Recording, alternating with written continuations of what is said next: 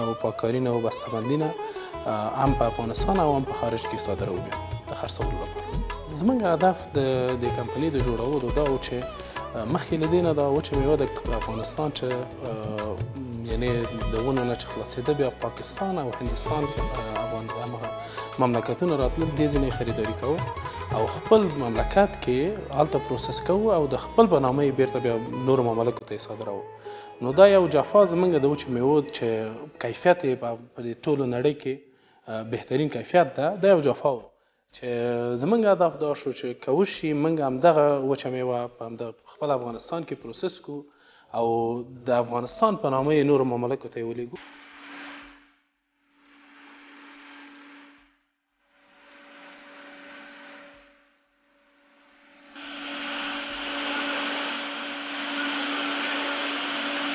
تجارت میوه خشک افغانستان از یک حالت بسیار قدیمی و صنعتی میاد.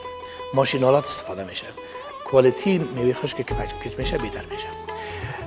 در گذشته تمام میوه خشک افغانستان میرفت هندوستان و پاکستان و پروسسش در اونجا میشه. فعلا وقتی که ما یک کار در افغانستان میکنیم زمینه کار فول تایم به افغانای ما میشه که اونا کار می داشته باشن که همیشه کار میکنن، تنها با یک فصل کار نمیکنن بلکه همیشه کار میکنن. در گذشته تمام از این کارها فاید تمام از این کارها به ممالک همسایه ما میرفت.